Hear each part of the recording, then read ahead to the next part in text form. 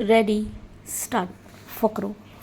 કોઈપણ રાજ્યમાં પીવાના પાણી અને સિંચાઈ માટે ડેમ, જળાશયો મહત્વના જળ સ્ત્રોતો હોય છે, જેની સમયાંતરે મરામત જરૂરી બને છે.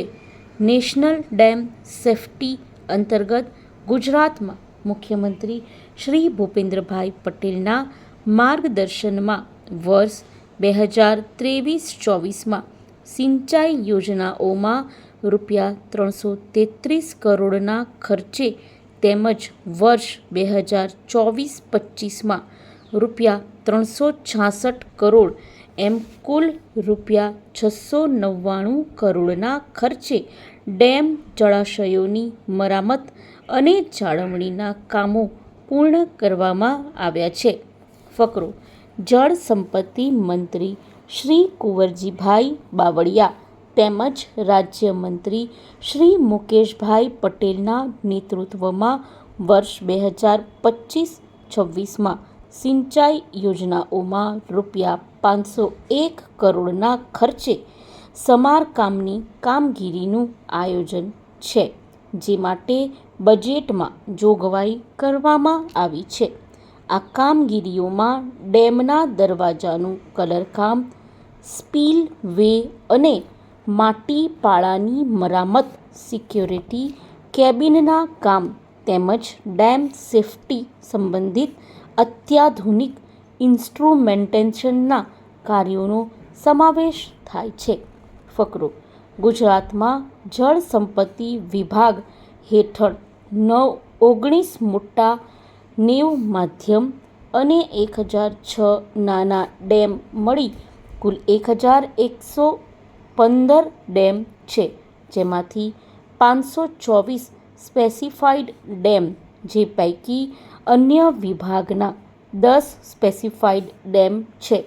આ સ્પેસિફાઈડ ડેમને ડેમ સેફ્ટી એક્ટ હેઠળ આવરી લેવામાં આવ્યા છે. રાજકોટ જિલ્લાના કોટડા ગામ પાસે સુખભાદર નદીનો પનેલિયા ડેમ ગુજરાતમાં સૌથી જૂનો સ્પેસિફાઈડ ડેમ છે, જેની કુલ સંગ્રહ ક્ષમતા 3.44 મિલિયન ઘન મીટર છે.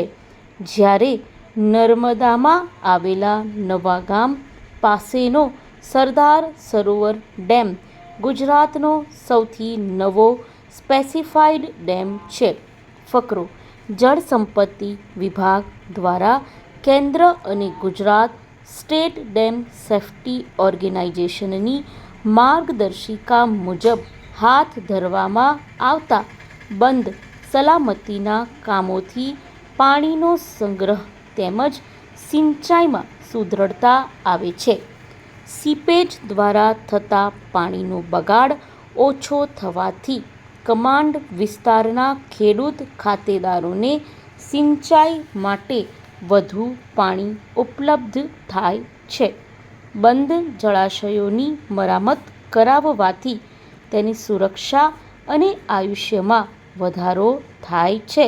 ડેમ સેફ્ટી એક્ટ અંતર્ગત નર્મદા જળ સંપત્તિ પાણી પુરવઠા અને કલ્પસર વિભાગ દ્વારા ગુજરાત સ્ટેટ ડેમ સેફ્ટી ઓર્ગેનાઇઝેશનની રચના વર્ષ 2022માં કરવામાં આવી. સ્ટોપ.